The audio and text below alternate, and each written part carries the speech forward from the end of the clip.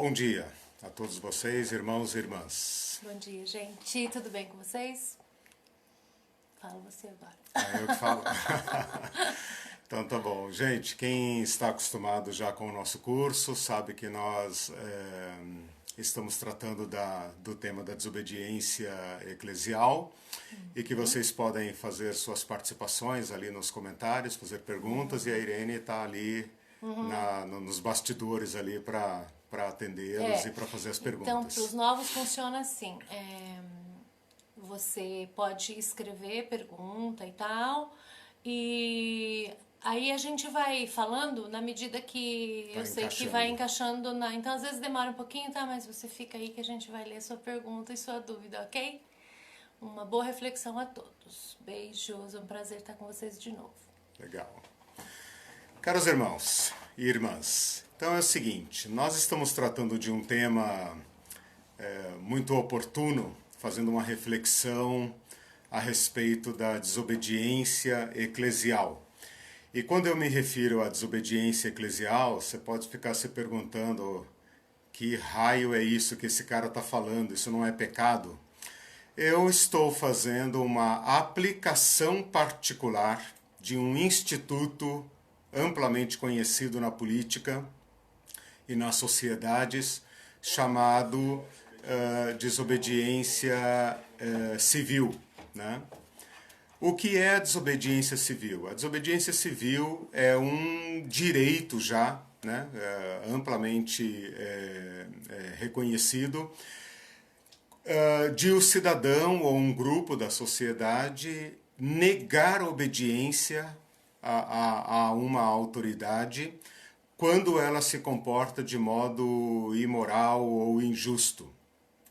O que seria então a desobediência eclesial? Seria uma aplicação desse instituto, né, dentro do ambiente privado da igreja.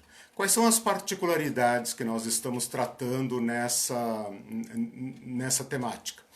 Bom, primeiro, a igreja é uma associação livre, as pessoas entram nela porque querem, né? Nós não temos religião oficial, então você adere a uma igreja porque quer. E como nosso Estado é laico, a igreja ela tem sua plena autonomia. Ela pode fazer tudo aquilo que a lei não proíbe, como qualquer entidade da sociedade civil.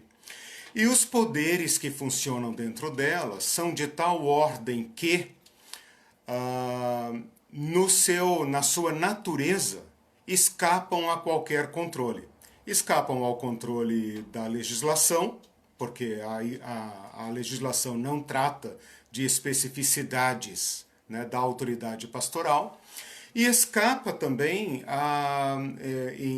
via de regra, né, ou muito possivelmente, em tese, como eu tenho falado, escapa também aos controles até internos. Por quê? Porque a autoridade eclesial, a autoridade pastoral, ela não é especificamente delimitada sequer nas Escrituras, ou é passível de diferentes interpretações, dependendo de como nós olhamos as Escrituras. Eu vou mostrar, talvez não hoje, mas nos nossos próximos encontros, que nós olhamos para as Escrituras com certos óculos ou com certos filtros já estabelecidos, né?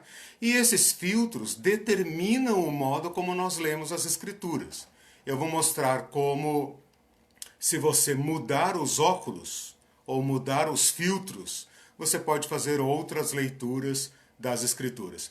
Por causa disso, por causa desta realidade, digamos, singular da igreja e do funcionamento interno, das relações de poder internas de uma comunidade eclesial, de uma igreja, eu estou optando por fazer um enquadramento conceitual, né, para que a gente entenda em que moldura, né, em que quadro se dão as relações de poder. Então, no nosso encontro passado, eu falei sobre o poder de um modo geral, tirando as relações de poder da invisibilidade, onde elas estão, né, para que nós as percebamos, né? Para que nós vejamos como elas se dão, a complexidade, o potencial de conflito dessas relações. Eu fiz uma reflexão ampla, né? Até de caráter sociológico, político. Né? Hoje eu quero começar com vocês um enquadramento teológico do poder. Como as Escrituras pensam o poder. Então eu convido vocês para essa reflexão em que eu vou pegar essa temática do poder e enquadrá-la nas Escrituras. Né? Eu poderia dizer um conceito teológico de poder, né? Uma antropologia teológica. Né? Como as Escrituras pensam essa problemática do poder, da obediência e da desobediência. Então vamos começar logo no começo. No começo aonde? Em Gênesis, né? O começo de tudo. Então vamos lá. Eu vou falar talvez 3 passos, né? Não sei se vai dar para falar os 3, mas esses 2 primeiros são fundamentais, que são amplamente conhecidos, que são, né, os relatos da criação e o relato do pecado, da queda. Né? Então eu vou enquadrar o tema do poder lá na criação do ser humano, aonde Deus cria o ser humano e aonde então Deus lhe dá ordens e mandatos, aonde Deus, digamos, constitui o ser humano. Né? Qual era a expectativa colocada nesses relatos a respeito das relações de poder? E depois, então, a queda, que é, digamos, um grande evento, um evento que afeta toda a história humana e todos os relatos bíblicos subsequentes, né? E depois, então, mostrar como Cristo se encaixa nessa problemática e que soluções ele traz. Então percebam que eu estou propondo uma compreensão teológica que diz respeito a mim e a você, ou como as Escrituras pensam a quem nós somos, né? Qual a problemática das nossas relações e como Cristo, o homem-Deus, né? O Deus-homem, o homem primeiro, né? O homem que, segundo a nossa teologia paulina, né, refunda a humanidade. Né? Então, Paulo fala de um Adão, né, e de um último Adão, que seria Cristo. Então, Cristo, Adão como sendo o primeiro homem, o humano primeiro, o humano fundador desta humanidade que está aí, né? E Cristo como sendo aquele que refunda, recria, renova a humanidade. Né? Ora, se Cristo tem propostas para a humanidade, obrigatoriamente ele tem que lidar com as questões da humanidade. E é impossível fazer isso sem lidar com a questão do poder, que, como nós vimos no nosso encontro passado, são relações invisíveis, né, que amarram e implicam a todos nós, né, e que, digamos, estão na fonte, na origem dos nossos problemas de violência, dos nossos problemas de conflitos, quer se tratem de conflitos pessoais, de conflitos sociais, de conflitos internacionais. Né? Pode pensar em tudo o que você quiser, desde relacionamento entre homem e mulher, conflitos conjugais, violência doméstica, violência contra crianças, violência contra idosos, conflitos de bairro, conflitos de vizinho, conflitos políticos e conflitos internacionais. Né? Todas essas relações podem ser explicadas pela chave do poder, de disputas de poder. Olha como isso é complexo, profundo e totalmente abrangente. Né? É claro que podem ser olhadas por outras chaves de leitura, chaves de interpretação. né? Mas como nós estamos tratando de desobediência, e desobediência está ligada à obediência, uma negação da obediência. A obediência está ligada a uma relação com uma autoridade, e essa autoridade é um poder autorizado, então nós estamos tratando de poder. Feita essa primeira explanação, essa introdução, vamos então ao primeiro relato, que é o relato da criação. Para quem está familiarizado com Gênesis vai entender rapidamente o que estou falando. Para quem não está familiarizado, eu vou explicando. Gênesis capítulos 1 e 2 apresentam dois relatos da criação.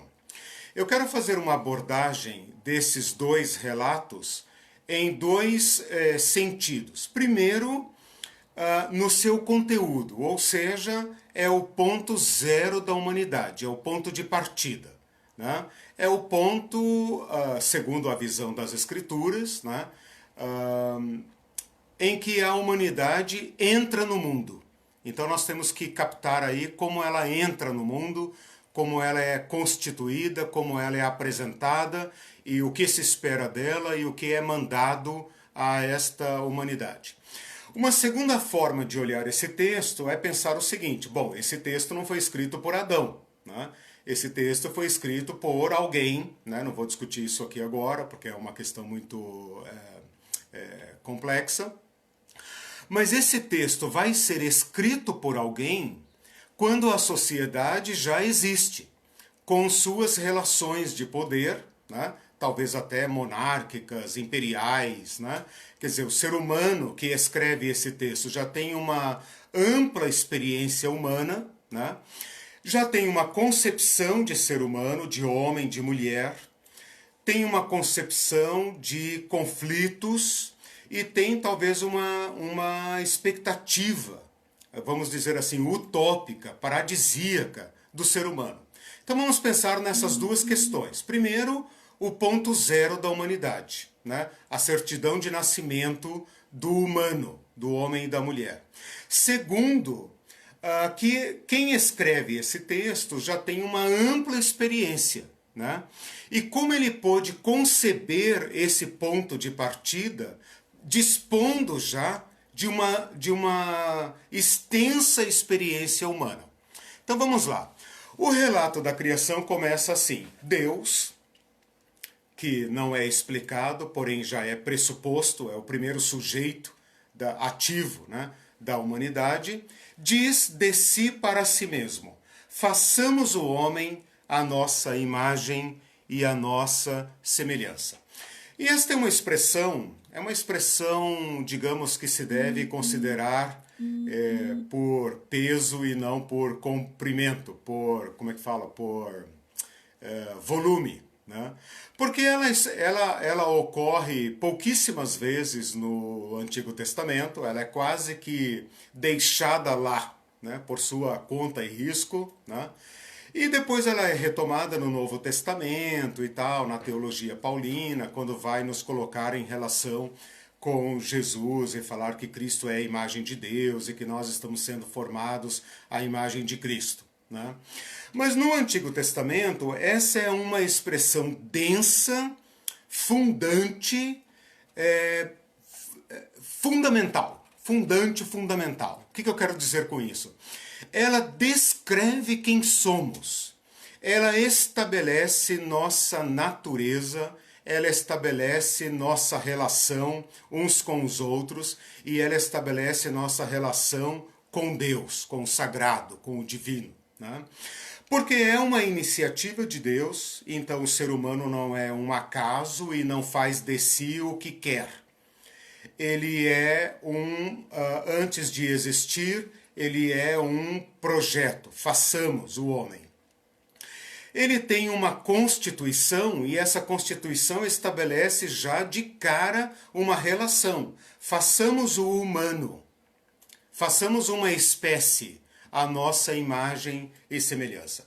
Normalmente nós pensamos nesse texto como um Deus que faz. Faz e depois diz: está pronto, está bom, né? Primeiro ponto aqui, vamos pensar nesse fazer como um processo. Vamos pensar no ser humano como alguém que está sendo feito. Porque todos os outros seres vivos que Deus cria, conforme esses relatos, eles são constituídos, de certa forma, prontos. Eles fazem o que têm que fazer, eles estão, de certa forma, destinados a ser o que são. Então, se você pensar, por exemplo, num cachorro, um cachorro é um cachorro desde que nasce, né? Um cavalo é um cavalo desde que nasce. Pouquíssima coisa ele pode fazer a não ser um cavalo. O mesmo não pode ser dito do ser humano. O ser humano é um permanente vir a ser, um fazer-se, né? Então, vamos abrir esse façamos a um processo que nos constitui. E esse imagem e semelhança, que é, digamos, a primeira visão do ser humano, é uma visão que é atribuída ao ser humano, né?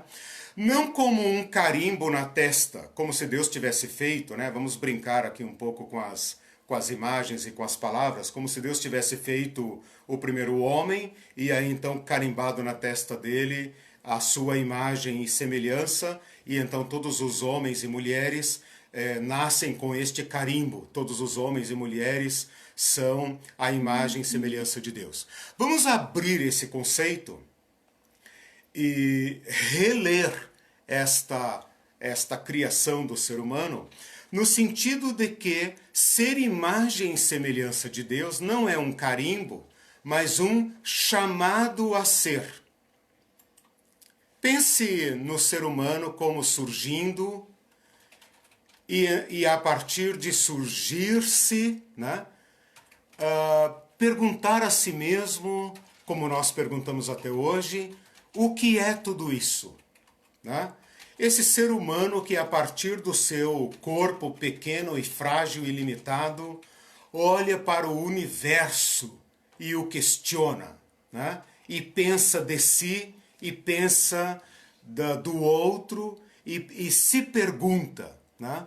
Um exemplo disso, para quem está familiarizado com o texto, seria o Salmo 8, quando o salmista Davi, né, ele fala: quando contemplo os céus, obra das tuas mãos, quando contemplo tudo que o Senhor criou, mais ou menos assim, né, citando nas minhas palavras, é um salmo curtinho, depois você olha lá, e ele fala: e diante de tudo isso eu olho para o homem e digo, que é o homem para que o visites?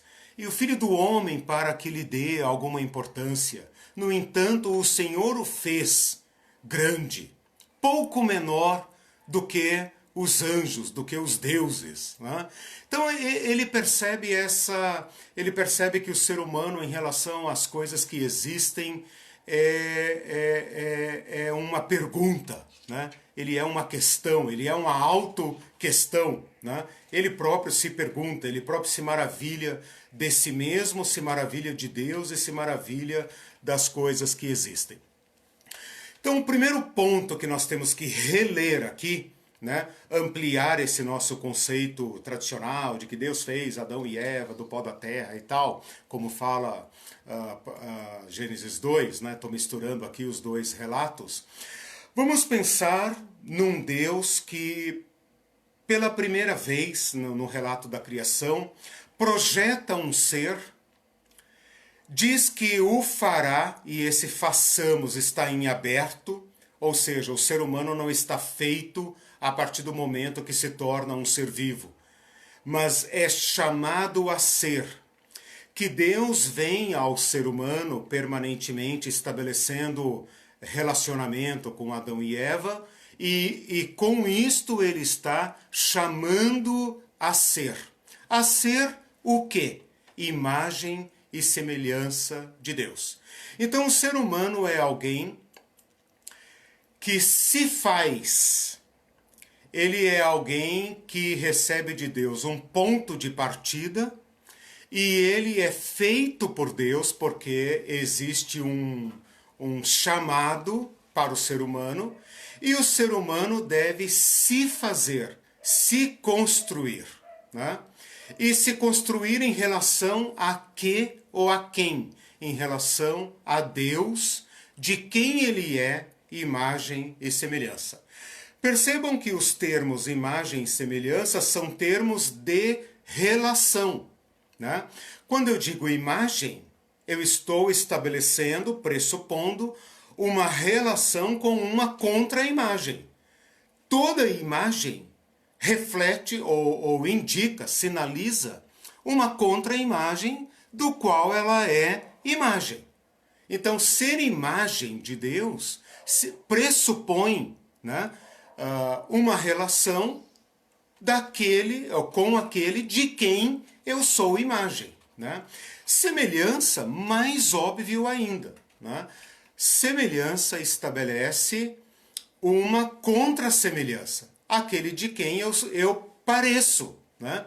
Ora, como Deus não é um homem, e isso é amplamente conhecido, Deus não tem um rosto humano, porque ele é espírito. Em que sentido nós somos imagem e semelhança de Deus? No ser de Deus? No ser moral de Deus? No ser inteligente de Deus? No ser criativo de Deus? No ser livre, como Deus é livre. Porém, dentro desta relação, né, que nos constitui, né? Então percebam, o ser humano não é Deus, o ser humano não é macaco. O ser humano é elevado dentre os seres criados para fazer-se imagem e semelhança de Deus. No segundo ponto, claro, Deus cria, então, né, ele fala... e criou, pois, Deus, o homem à sua imagem e semelhança, o humano, na verdade, né? A melhor tradução, criou, pois, Deus, o humano à sua imagem e semelhança, homem e mulher os criou, né? Antes ainda de Deus criar, ele ainda diz o que o homem fará. Ele diz assim, o homem e a mulher dominarão, né? Dominem eles e tal, sobre toda a criação, etc, etc. Quando Deus cria, então, o ser humano, então primeiro ele fala que vai criar e para o quê? No segundo passo, acho que versículo 27, por ali, ele fala que, aliás, ele cria o ser humano e ele imediatamente fala com o ser humano. Este falar de Deus ao ser humano estabelece, digamos, o que a gente poderia chamar aqui de uma missão para o ser humano. E o que Deus fala para o ser humano é: frutifiquem, multipliquem-se, encham a terra, sujeitem-a e dominem-na. Né? Este frutificar, multiplicar-se, encher a terra e sujeitá-la ou dominá-la é aquilo que nós chamamos na academia bíblica, né, os eruditos chamam de mandato.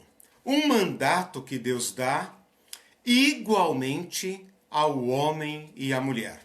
Então a gente poderia fazer aqui uma primeira, não sei se é a primeira pergunta mas uma pergunta e uma resposta, né? Como o ser humano se realiza? Como o ser humano se faz? Como o ser humano realiza o ser, imagem e semelhança de Deus? Cumprindo o seu mandato. Qual mandato? Criando e dominando. Criando e dominando. Então, se Deus dá esse mandato de dominar e de criar ao homem e à mulher, significa dizer que todo ser humano é chamado a fazer-se, é chamado a ser imagem e semelhança de Deus e é chamado a dominar, como Deus domina, livre, criativamente e livre. fazendo o seu mundo, que também foi criado, porém não pronto, fazendo o seu mundo, transformando o seu mundo, ao mesmo tempo em que faz a si mesmo dentro do seu chamado que o constitui. Então, o ser humano não faz de si mesmo o que quer. Ele se realiza, ele se encontra fazendo de si mesmo aquilo para o que foi chamado. Para o que foi chamado? Foi chamado para realizar em si mesmo a imagem e semelhança de Deus. Eu falei como o ser humano domina, como Deus, de quem ele é, imagem e semelhança. Agora, a pergunta que nós deveríamos fazer, e aqui é bom a gente lembrar do homem que escreve, né? Que já escreve o texto dotado dispondo, né, de uma grande experiência humana. Aqui seria bom a gente pegar esse verbinho dominar, que é exatamente isso que você e eu entendemos, né? Porque são as palavras humanas, né? Não dá para o vocabulário do Antigo Testamento não dispõe aqui de uma palavra específica, né? É a palavra que nós conhecemos, a palavra dominar. E então fazer essa pergunta: dominar pressupõe dominar o quê? Ou quase implicitamente dominar sobre o quê? E aí nós somos aqui então conduzidos pelo próprio contexto a estabelecer uma resposta, né, e excluir outra. Qual que nós vamos estabelecer? Dominar sobre a criação, que é o que está escrito ali. Ele fala: eis que vos tenho dado toda a criação, toda a erva para vocês plantarem, colherem, desenvolverem, toda a terra, toda a árvore, todos os animais, né? Para o ser humano dominar. Dominar como? Dominar como Deus. Como Deus domina? Essa é a questão, né? Então, durante muito tempo, isso foi entendido como explorar o planeta, explorar, né? Extrair lucro, destruir, devastar, né? Mas a pergunta que está aqui é: dominar como? Como Deus domina. Como Deus domina? Ainda, né, você pode entender em que direção eu estou indo, mas eu ainda não dei resposta a essa pergunta. Sobre o que mais o ser humano deve dominar? O ser humano deve dominar a si mesmo. Ele deve dominar sobre si. Ele é um ser inteligente, ele é um ser dotado de desejo, ele é um ser dotado de liberdade, mas para realizar o seu chamado, ele deve dizer sim para si e deve dizer também não para si, né? Ele deve dizer sim para aquilo que realiza sua natureza, que ele recebeu do seu Criador, e ele deve dizer não para aquilo que o deforma, aquilo que não realiza a imagem e semelhança de Deus. Então, esse dominar que Deus manda o ser humano, que a gente chama de mandato cultural, está explícito aí. Domine ele sobre a natureza, sobre as aves, sobre os animais, sobre os peixes, sobre as plantas, né? Domine. Domine como? Domine como Deus. Então já está excluída a devastação, a destruição, a exploração, tudo aquilo que destrói, que quebra, que não se parece com Deus, mas se parece com o maligno, nada disso está incluído aqui. Dominar como Deus. Implícito aqui, no exato momento em que esse ser humano começasse a cumprir seu mandato, como a gente vai ver no capítulo 2, né? O homem dando nome aos animais, o homem cuidando, cultivando o jardim, na medida em que o ser humano começa a realizar esse mandato, ele obrigatoriamente descobre que ele tem que dominar a si mesmo. Ele tem que dominar a si mesmo para cumprir aquilo que o seu Criador lhe atribuiu, lhe delegou. Né? Então, para responder à pergunta sobre o que o ser humano domina, ou como o ser humano domina como Deus, domina sobre a natureza que Deus criou, é dele, e nós cumprimos um mandato nestas coisas que nos são dadas, que não fomos nós que criamos, né? E dominamos sobre nós mesmos. Qual resposta está excluída aqui? O que está excluído desse mandato é dominar uns sobre os outros. Por quê? Porque Deus deu esse mandato ao humano. Está muito claro nesse texto. Deus criou homem e mulher. Está escrito lá, homem e mulher os criou. Né? Nesse primeiro relato, homem e mulher são criados simultaneamente. Ambos são criados à imagem e semelhança de Deus. Ambos ouvem o mandato cultural e ambos o cumprem. Então, se eles, como cabeças da humanidade, recebem esse mesmo status de serem imagem e semelhança de Deus, sem nenhuma distinção, e se ambos recebem o mandato de dominar e de criar e de multiplicar, e para isso precisam um do outro, então estão estabelecidas aqui as relações humanas. Dominar sobre a natureza, dominar sobre si mesmo e exclui dominar um sobre o outro. Portanto, o ser humano se realiza criando, dominando, mas parece que falta estabelecer a relação com o outro humano. Qual é a relação com o outro humano? Cooperação, codomínio, colaborar. Né? Então, no nosso ato constitutivo, segundo as Escrituras, lembra que eu estou falando do poder segundo a teologia, né? E fui lá no início. Está estabelecido no nosso ato fundacional, constitutivo, que nós devemos usar tudo que Deus nos deu. Inteligência é poder, desejo é poder, criatividade é poder, potência é poder, imagem e semelhança de Deus é poder.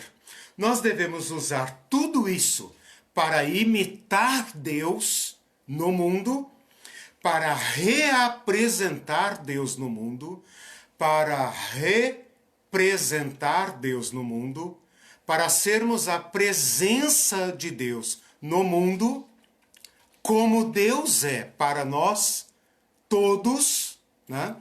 E isto exclui a dominação de uns sobre os outros. Por quê? Todos são chamados a ser, a fazerem de si mesmos imagem e semelhança de Deus.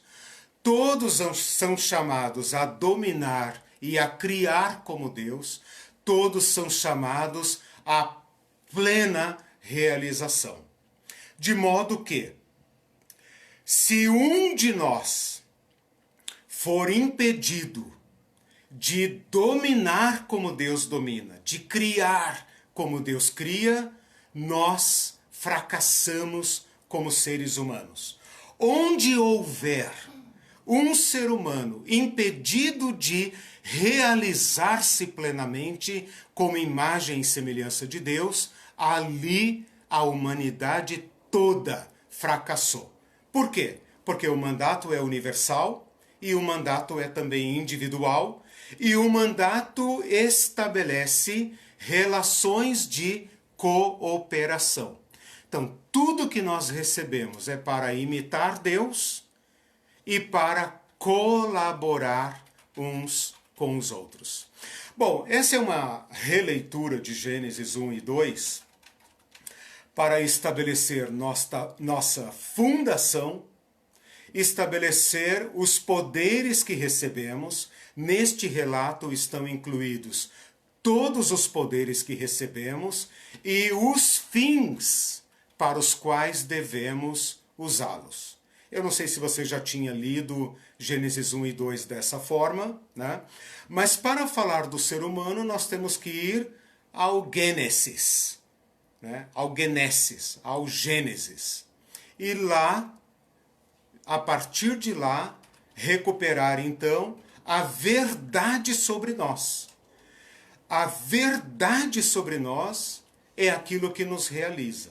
O que sai disso é a mentira sobre nós. E isso nos oprime, né? Deixa eu dar uma pequena parada aqui para ver se são necessários alguns ajustes. Tudo bem até aí? Alguma pergunta, alguma dúvida? Eu só coloquei algumas observações que você mesmo está dizendo. Tá.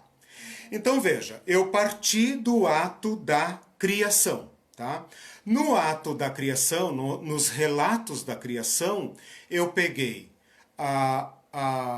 o fazer-se como um processo. Né? Então, qual é a expectativa em relação à humanidade aqui? A expectativa em relação à humanidade, uma expectativa do nosso Criador, quando ele fala, façamos o homem a nossa imagem e semelhança, eu abri esta frase, porque até então nós costumamos pensar que Deus fez o ser humano e o largou lá à sua própria sorte, né? Inclusive que Deus criou o domínio do homem sobre a mulher, né? Tudo isso está afastado, né? Então, não há nenhuma hierarquia, nenhum exercício de autoridade sobre outro ser humano. Todas essas mentiras, estas perversões, são afastadas desde pronto. Como desde pronto? Desde o nosso ato fundacional. Só para fazer uma pequena sinalização de onde eu quero chegar, nós vamos virar as páginas da Bíblia, vira aí as páginas da sua Bíblia, e você vai dizer, né? Você vai virando ali a história do dilúvio, a história de Babel, história dos patriarcas, história de assassinatos, traições, escravismo, fome, estupros, adultérios, mentiras, e etc, etc, etc. Né? Algumas páginas da Bíblia, se torcer, sai sangue. Né? Então você vai folheando, e você fala, caramba, cadê o ser humano? Cadê o ser humano? Onde está o ser humano? Onde o ser humano se realiza nestas páginas sangrentas? E pode pegar qualquer livro da história da humanidade. Né? Onde o ser humano se realiza? Onde todos os seres humanos se realizam? Né? Essa é a pergunta. Então, nós vamos com isso ao segundo passo, que é a tragédia. Se a tragédia quebrou essas nossas relações, perverteu completamente esse nosso chamado original, essa nossa constituição original, o que Cristo veio fazer, então, nestas páginas sangrentas da história humana? Cristo veio nos ensinar a sermos humanos de novo. Cristo veio nos ensinar, Cristo veio encarnar para nós nas páginas sangrentas das Escrituras. Desculpem. Ele veio encarnar para nós o último Adão. Ele veio refundar a humanidade. Ele veio nos mostrar como é que se é humano. Então, em Jesus Cristo, o ser humano se realiza novamente. Tem uma chance de se realizar novamente. Jesus Cristo vai estabelecer obrigatoriamente, se ele quer dizer algo para o ser humano, se ele tem alguma boa notícia para o ser humano, obrigatoriamente ele tem que tratar daquilo que mais oprime nossos ombros, quer sejam as religiões, os impérios, o dinheiro, ou seja lá o que for, que pesa sobre nós e que nos escraviza e que nos impede de sermos humanos, nos impede de alcançar a plena realização humana. Se ele tem algo a dizer para nós, ele tem que ter tratado das relações de poder. Ele tem que ter necessariamente estabelecido novas relações de poder. Onde ele faria isso? Vocês acham? A partir de quem ele começaria esse novo sal, essa luz que é colocada em cima do monte para que todos vejam? Onde ele colocaria esse fermentinho de novas relações humanas? Naquilo que nós chamamos de igreja. Então, a primeira pergunta que nós temos que fazer aqui, caramba, toda hora eu falo primeira pergunta, deve ser a 10ª pergunta. Vou falar a enésima pergunta. A enésima pergunta que nós temos que fazer aqui é a seguinte: a igreja se parece mais com Gênesis 1 e 2 ou com o Império Romano, ao qual Jesus defrontou e pelo qual foi violentamente, experimentou na carne, no sangue, nos pregos, na coroa, o poder do Império Romano? Com quem a igreja deve imitar? Né? A igreja deve imitar Gênesis 1 e 2, o homem chamado a ser, o humano chamado a ser. Quando a Bíblia fala homem lá, a palavra não é homem, é humano, né? Então inclui a mulher, obviamente. Né? Por que Jesus estabelece novas relações? Por que Jesus é tão diferente dos Césares, dos Messias, dos Herodes, dos Pilatos? Né? Por que ele fala de um reino novo? Por que ele trata o ser humano e os mais fracos dos seres humanos de uma forma tão invertida em relação à religião dos seus dias? Nós temos que fazer essas perguntas. Bom, esse pequeno apanhado é só para você ter um vislumbre de onde eu quero chegar, ok? Eu dei passos assim bem rápidos, só para que você entenda em que direção eu estou indo. Mas eu vou voltar agora para Gênesis 1, relatos da criação, e vou abrir agora para perguntas, mas quando a Irene me devolver a palavra aqui, deixar eu falar de novo. Essa tossida não foi irônica, eu estou com pigarro mesmo. O que eu estava falando? Quando eu voltar à palavra, eu vou mostrar por que nós não nos realizamos. Como esse evento de Gênesis 3 transtorna todas as nossas relações de poder. E aí vai, amigo. Aí vai, até Jesus é uma história só. Né? É uma decadência só, é uma desfiguração só do ser humano. Então eu mostrei Gênesis 1 e 2, dei um pequeno vislumbre de como isso se conecta a Jesus Cristo e, portanto, a nós. Né? Mas agora eu quero voltar em Gênesis 1 para mostrar a decadência. Né? E como essa decadência transtorna nossas relações de poder. Todas. E como essas relações de poder que nós experimentamos não nos realizam.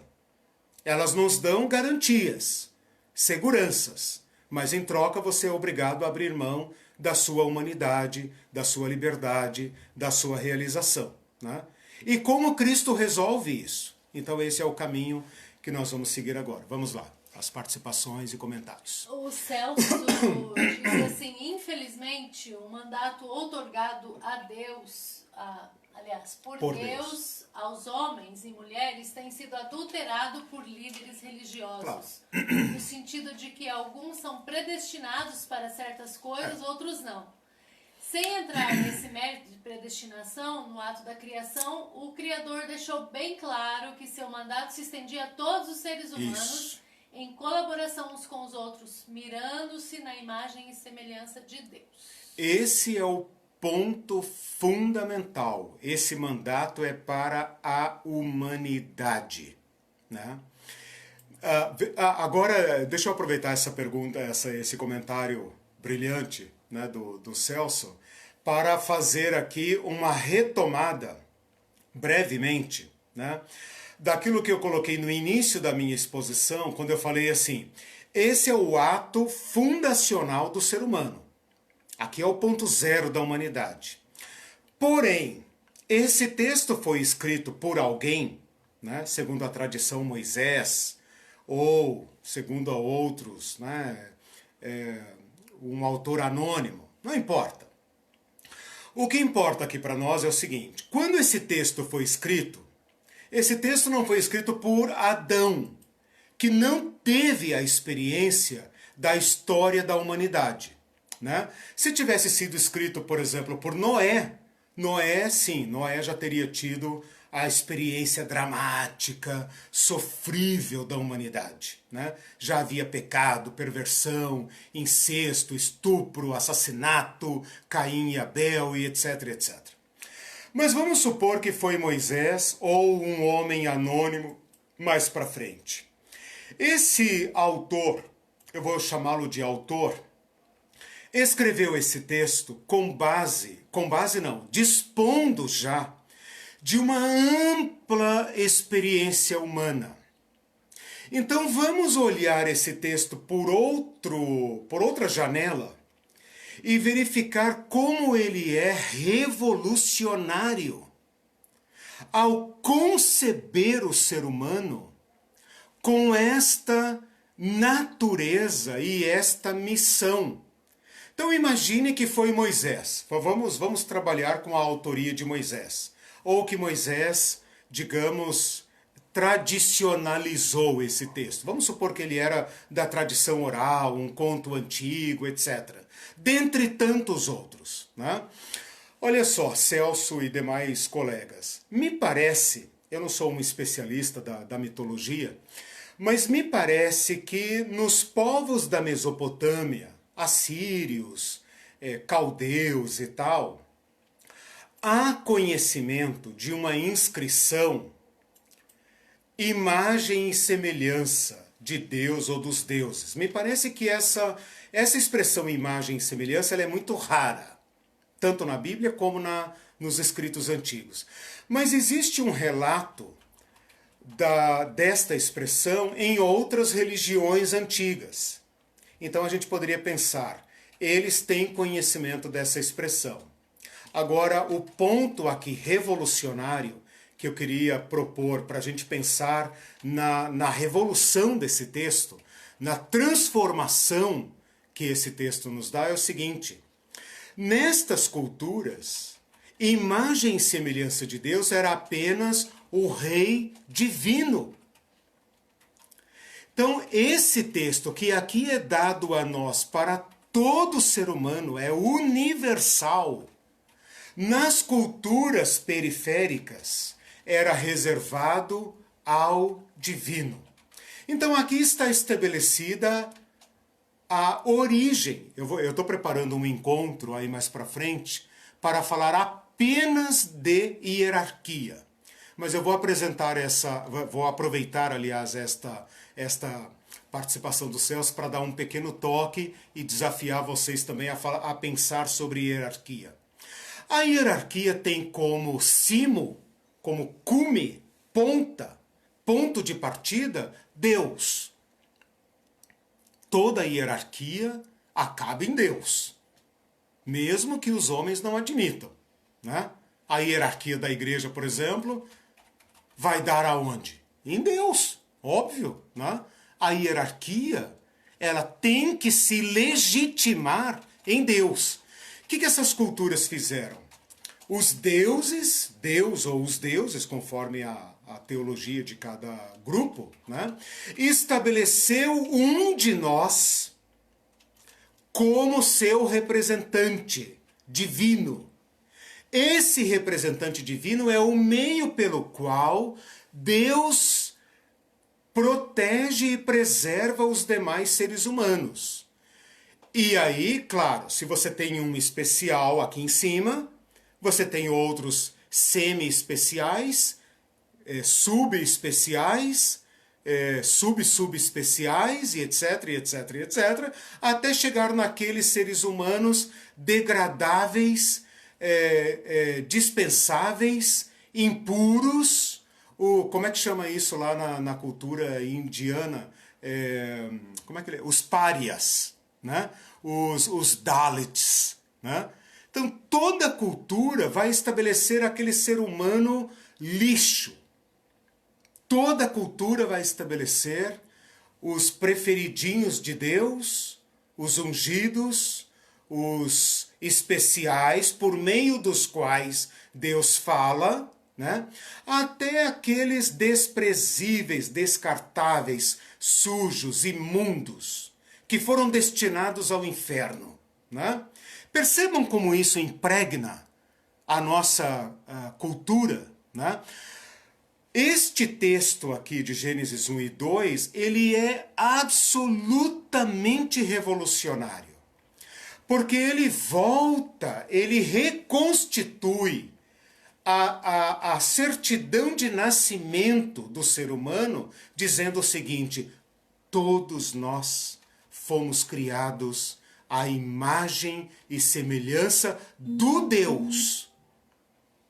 Estabelece um ponto de partida de igualdade essencial, ou seja, no nosso ser humano, na nossa humanidade, nós somos iguais. Iguais. Ora, se isso foi escrito lá pelo ano 1000 e não sei quanto antes de Cristo, etc, etc, não importa, eles já tinham experimentado tragédia humana demais, dominação demais, escravagismo demais, opressão demais, né? Para dar um grito. Então eu quero que você ouça comigo aqui em Gênesis 1 e 2, um grito humano, daquele que grita a Deus, dizendo: o Senhor que nos criou, todos à sua imagem e semelhança, nos recriará, ou agora eu vou usar uma outra palavra teológica, nos regenerará, cheguei perto, né? Novo nascimento. Olha como isso se liga a Jesus. Existe na história da salvação um grito contra o poder. Por isso os judeus demoraram tanto para ter rei, por isso Deus rejeita o rei dos judeus, né? Porque há nos escritos sagrados do Antigo Testamento um grito a Deus, um grito de esperança, dizendo: o Senhor salvará o órfão, a viúva e o estrangeiro dos poderosos. O órfão, a viúva e o estrangeiro são os humaninhos preferidos de Yahvé. Por quê? Porque são criados à sua imagem e semelhança e estão sendo privados de se realizarem. Por isso Deus os prioriza, né?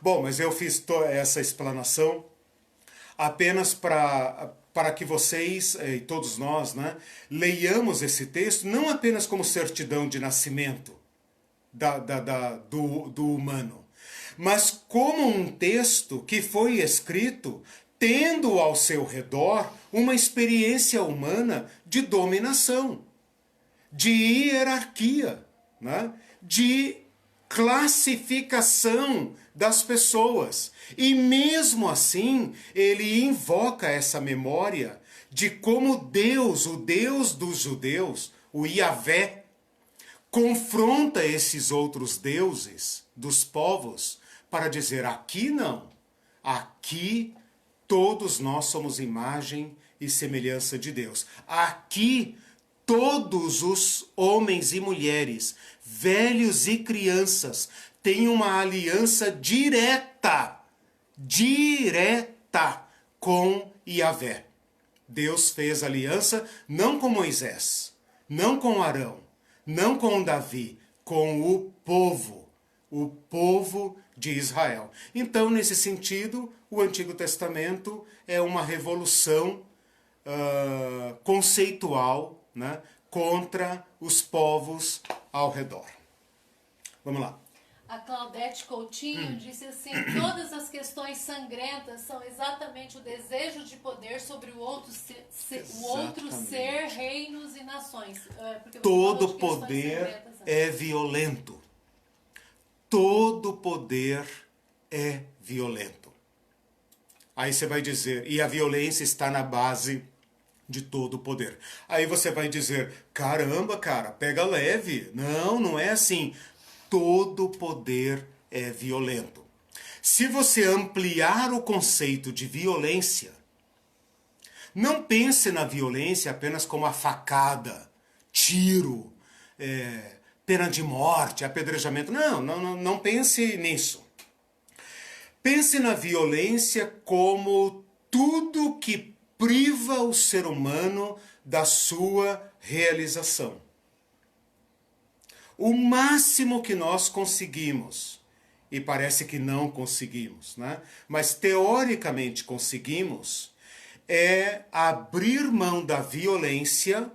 Eu abro mão da minha violência, cada um abre mão da sua violência, e aqui eu estou lembrando um pouco da aula passada, e damos esse monopólio da violência ao Estado. E por que nós fazemos isso? Porque o Estado está preso à lei. O Estado é constituído por todos nós para cuidar do nosso bem-estar. Como eu sozinho não posso garantir minha segurança, né, eu abro mão da minha violência, né? Se o vizinho, o colega, o motorista de trânsito, etc., causar uma violência contra a minha família, eu não vou lá matá-lo. Né? Eu não vou lá arrancar o pescoço dele, como as sociedades bárbaras faziam, né? Até nas escrituras. Eu vou invocar o poder do Estado. O Estado pode fazer tudo aquilo que a lei lhe manda fazer. Por exemplo, a polícia é o braço violento do Estado. Mesmo numa democracia como a nossa, japonesa, suíça, alemã, americana, existe o poder policial. Em alguns estados até o poder de matar. Né? Significa dizer que todo poder é violento. Todo poder exercido contra, ou sobre outro ser humano tem que ser violento. Nós precisamos salvar o poder. Como é que nós salvamos o poder? Recuperando a nossa certidão de nascimento em Gênesis 1 e 2. Mas, amigo, não tem como voltar lá. Lembra? Nós somos expulsos do paraíso. Agora tem.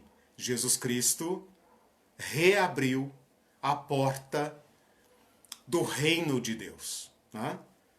Então, dentro do reino de Deus, nessas comunidadezinhas que nós chamamos de igreja, nós temos a oportunidade de recriar relações de poder sem violência, sem dominação, sem privar nenhum ser humano de se realizar naquilo para o que Deus o chamou. Ok, tem vários comentários agora.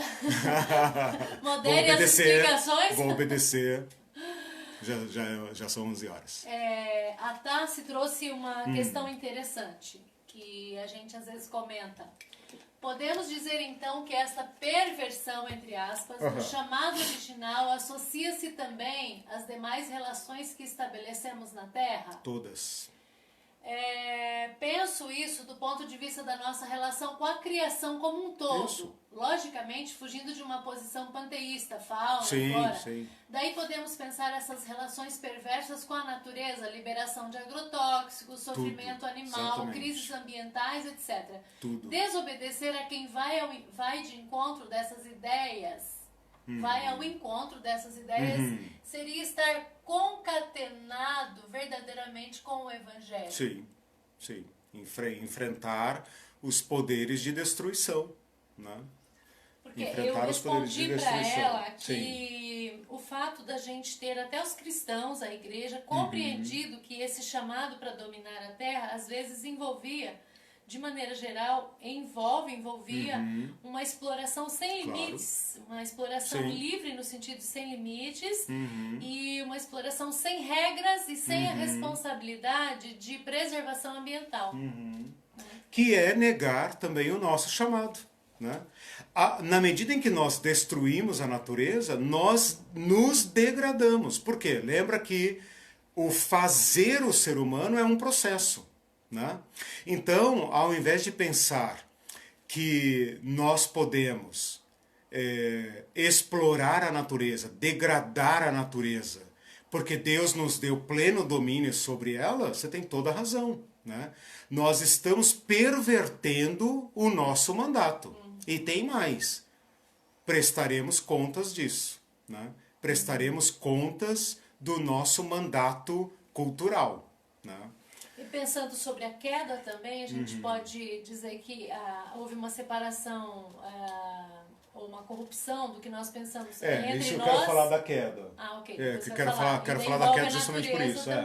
Porque todas essas questões, porque veja, eu pintei aqui um quadro lindo. Esse quadro está fechado lá dentro do Éden, paraíso. Né? Toda a história humana é do Éden para fora. Né? É do mito do paraíso para fora. Né? E é uma história sangrenta, aonde nem na mais elevada democracia o ser humano se realiza. Né? Vamos lá.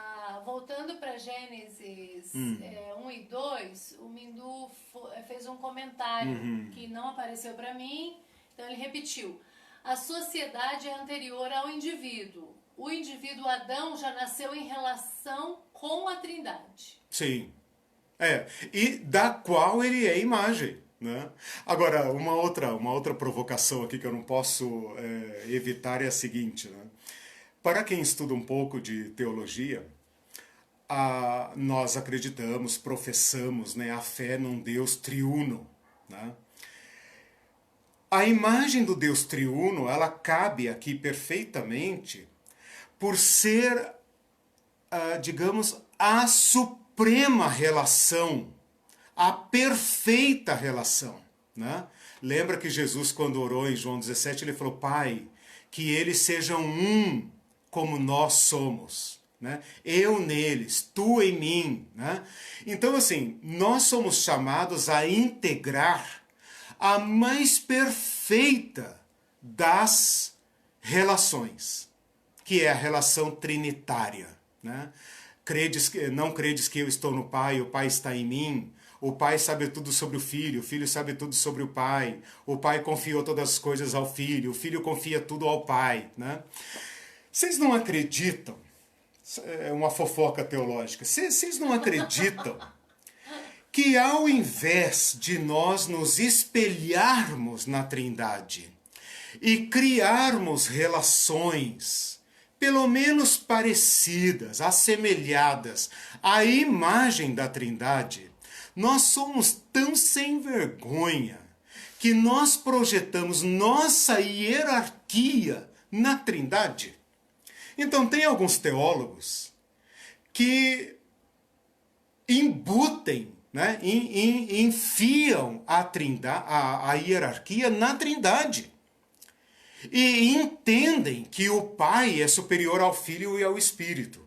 E que o Filho é superior ao Espírito. Então o Deus Pai é um Deus mais velho, né? O Jesus é um Deus mais novo, que obedece o Pai, assim como o nosso filho nos obedece, né? O nosso filho de menor, né? Nos obedece, e Jesus é constantemente de menor. Deus é um Deus patriarcal, né? E Jesus cumpre ordens dele, mais ou menos como Jacó e José, alguma coisa assim. E o Espírito Santo é um mordomo ali, é o empregado da família e tal, né? Quer dizer, nós distorcemos de tal forma a imagem da Trindade, que ao invés de nós a imitarmos, nós é que criamos uma Trindade à nossa imagem. Porque, pensem comigo, se eles, o Deus, o outro, esse supremo outro, for igual, então eu, como imagem dele, tenho que reproduzir relações de igualdade. Tenho que abrir mão da hierarquia. Tenho que abrir mão do poder de mandar, do poder de limitar, o poder de restringir. Ora, que poder é esse que eu tenho, mas não posso mandar, comandar e proibir? Ora, bolas, isso não é poder nenhum. É sim, é o supremo poder. É o poder de Deus, é o poder de Cristo, né? Então, gente, olha, nós temos muita coisa para pensar aqui, né? Mas o Mindu tem razão. Nós somos criados à imagem, o façamos é um supremo conselho, né? Veja, se a Trindade fosse uma hierarquia, Deus falaria assim: ó, vocês aí, desçam lá e façam isso e isso, tá aqui o projeto, façam, cumpra-se, né? Não, você vê tanto que o Antigo Testamento mal consegue discernir as vozes internas da Trindade, né? Somente o Cristo a revela. E quando a revela, revela relações de igualdade escandalosas, né? Mas nós, ao invés de nos constrangermos com essa suprema comunidade, nós a deturpamos para legitimar nossa hierarquia, né? Só para completar, pesquisem aí o pseudo Dionísio. Quando eu falar da hierarquia, eu vou me referir a ele. Vocês vão ver como que a adesão da igreja à hierarquia é baseada numa fraude. Esse carinha, Dionísio, o Areopagita, né? Alguém fraudou um documento em nome dele, né? E com base nisso encastelou a igreja nessa visão piramidal cujo cume é Deus. Ora, se Deus é o cume da pirâmide, quem é você para tocar no ungido? Quem é você para questionar aquele que é sua cobertura espiritual? Quem é você para questionar aquele que, por meio de quem Deus fala, né? Que é profeta de Deus na sua vida? Percebam? Isso está baseado numa fraude. Eu sei que é difícil desfazer, né? Destruir estas fraudes, mas já passou da hora, né? De repensarmos o reino de Deus, cujo titular é um pai, né? É um pai. E esse pai estabelece as relações. E nós vamos ter que mergulhar nisso quando falarmos do Novo Testamento. Mais comentários? Tem dois comentários da Vera Siqueira, mas antes eu vou colocar uma pergunta. Sim. Acho que tem mais a ver com o assunto ainda. Do Bruno, da Edilamar. Ok. Perguntou: o cristão pode defender monarquias? Cara, a monarquia, a história da monarquia, né? O que é a monarquia, né? Hoje, monarquia é apenas um sistema de governo inócuo, né? A monarquia é, digamos, quase que um museu político, sociológico da história da humanidade, né? Mas a pergunta, se a gente puder levar a pergunta para a história antiga da humanidade e para a história das Escrituras, né? O que é a monarquia senão o rei divino? Né? O que é a monarquia senão o único, o monoarquê, né? Monoarquê, o poder de um sobre todos os demais. Né? A monarquia, na sua origem, é digamos, a estrutura que consagra esse modelo da dominação de um sobre todos. Né? E este modo de poder está baseado numa mentira. Qual mentira? A mentira de que um de nós é o especial de Deus. Um de nós. Né? Ele é o um que nos governa. Né? Então, a origem da monarquia é pagã. A origem da monarquia é diabólica. A origem da monarquia é opressora. Né? Agora, as monarquias atuais, as monarquias europeias, são apenas museus. Né? O que é uma rainha Elizabeth? Né? É quase que um fenômeno, um fenômeno que a gente pensa, né? Por que isso existe? Né? Acho que... Agora, em qualquer lugar, eu vou aproveitar essa pergunta do Bruno para dizer o seguinte, olha só, Bruno, a igreja lá no século IV, né, casou-se com o Império. O Império Romano é onde o culto ao imperador ocupou o lugar de uma religião civil. Ser romano, pertencer ao Império Romano, implicava em obrigatoriamente prestar culto a César. Quem era César? Ah, sim, o titular do Império. Mas não apenas isso. Né? César não era apenas o cabeça da monarquia. César era o representante de Deus na terra, o eleito de Deus. Enquanto César estiver lá, enquanto nós estivermos adorando César, tudo está bem porque os deuses estão satisfeitos. A igreja cristã no século IV casou-se com o império. Absorveu toda essa estrutura do império. Os títulos, a estrutura, tudo. A ideologia do império, tudo. O império cai, fica a igreja no lugar. A igreja, eu estou falando em sentido amplo, incluído aí, obviamente, a igreja católica. Né? A igreja católica hoje representa o mais acabado modelo monarquia. Inclusive esse termo, monarquia, é usado em documentos da Igreja Católica, até pelo menos o Vaticano I, com certeza. Né? O Papa é, em tese, não estou me referindo ao Francisco, que está tentando, coitadinho, reler o papel, mas em tese o Papa é o mais absoluto poder humano que se tem notícia na história da humanidade.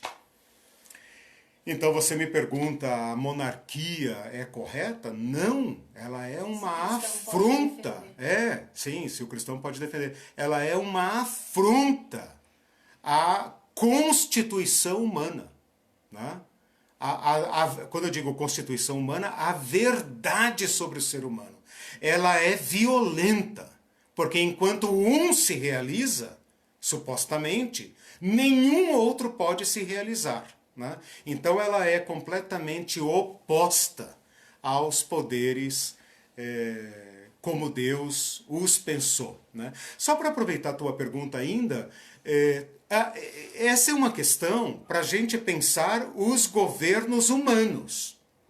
Daí, não daí como o curitibano fala, né? De aí, quer dizer, a partir desse ponto, é que nós cristãos temos totais condições de dizer até onde o ser humano pode ir. Porque nós não somos contra governos. Nós apenas achamos que os governos devem se ater às finalidades que Deus estabeleceu. Porque Deus não abandonou o ser humano fora do Éden. Né? eles devem se ater. E quando eles extrapolam isso, nós devemos lhes desobedecer, como disse Martin Luther King. A minha pergunta, e a pergunta, digamos, problema dessa minha exposição é a seguinte, né? Isso ocorre dentro da igreja? Os poderes eclesiais afrontam o programa divino? E se afrontam, nós podemos contestá-los e desobedecê-los? Ou nós erigimos dentro das igrejas um supremo poder que se legitima em Deus e que por isso pode causar, pelo menos em tese, a mais violenta das violências, que é privar o ser humano do seu chamado primordial. Né? Vamos lá. A Vera Siqueira tem 3 comentários. Tá, vamos lá. Deixa eu ouvir a Vera. Agora vai caber bem no que você está dizendo. O único poder é o de Deus, mas o homem quer ser Deus sobre os demais. Como não pode ser Deus, usurpa o poder para sobrepujar seus iguais. E como dito, a usurpação do poder é uma consequência e característica da humanidade caída. Buscar esse poder na igreja é perpetuar a situação de queda numa comunidade em que deveria ser libertadora. Perfeito, exatamente. Todo poder que domina sobre outro ser humano, privando-o da sua realização, é diabólico, é uma usurpação. Ela está dizendo que assistiu um filme ontem, que até serve de indicação, legal. que o filme, acho que é Nós, o título. É louco, instigante e sem querer muito, tem a ver com o que estamos discutindo hoje. Pois o filme trata de imagem e semelhança, mas uma imagem e semelhança caída. Sim, pois é, legal. Nós vamos ter que pensar um pouco, né, sobre como isso foi deturpado em nós, né? Como essa nossa grandeza, né, dada por Deus como um chamado, né, como que isso foi deturpado. Né? Mais 2 participações. A Claudete está dizendo que a monarquia é uma tentativa de usurpar o poder único de Deus. Sim. E o Ismael... Ela se coloca como mediadora, né? O Ismael diz assim: entendi a igualdade trinitária, que deve desdobrar em nossas relações comunitárias. Como deve ser entendida a hierarquia organizacional sem contraditar nós somos um e vim para fazer a vontade do Pai? Isso. Não, desculpa, essa última parte eu não peguei. Quando ele fala de hierarquia organizacional, como podemos... Sem contraditar essa questão do nós somos um e vim fazer a vontade do Pai. Ah, sim, pois é. Essa unidade. As relações da Trindade, elas nos escandalizam. Nós mal conseguimos entender como a Trindade existe e funciona, né? Bom, eu vou entrar nisso, Ismael, acho que na próxima aula, quando eu falar de Cristo, como Cristo realiza isso, né? Tem 2 questões, né? Primeiro, o Cristo vem nos ensinar a ser humano, né? Então ele personifica o humano perfeito. Nesse sentido, Cristo ocupa um lugar menor, né? Como Cristo encarnado, fez-se menor, né? Até do que os anjos, diz Hebreus. Né? Por outro lado, nós devemos entender que as pessoas da Trindade entregam-se umas às outras totalmente, porque não há entre elas dominação, não há medo. Né? Nós só estabelecemos hierarquias por medo. Né? Eu sei que quando a gente fala sobre hierarquia como sendo uma reação, uma construção humana, né? E que ela tende à opressão, você fica pensando, meu Deus, mas como pode uma sociedade sem hierarquia? Né? Como esses poderes vão funcionar? Eles vão funcionar como funcionam no céu. Não é isso que nós oramos na oração do Pai Nosso? Venha o teu reino, seja feita a tua vontade, assim na terra como no céu. Né? Esse homem, Jesus, entrega-se a Deus na vida dos outros totalmente. Né? Nós temos que pensar essas relações em outro cenário. né? Mas deixe-me, eu não vou avançar muito essa questão, porque só queria introduzir aqui o tema da queda, embora meu tempo já esteja esgotando. Eu só queria falar da queda no seguinte sentido.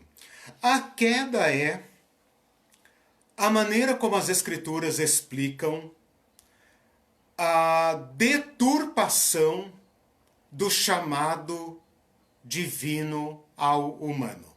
Se você pensar assim, tá, beleza, Deus chamou o homem e a mulher a fazer em si imagem e semelhança de Deus. O ser humano como um projeto, como um vir a ser, como um chamado a ser, né? Eu acho que foi o Ismael que repetiu esse ponto. Nós somos iguais em essência. Nós somos absolutamente iguais em essência. Esta é a verdade a nosso respeito. É só nesta base verdadeira que nós podemos nos realizar. Por outro lado, nós somos diversos. Nós temos diversidade de dons.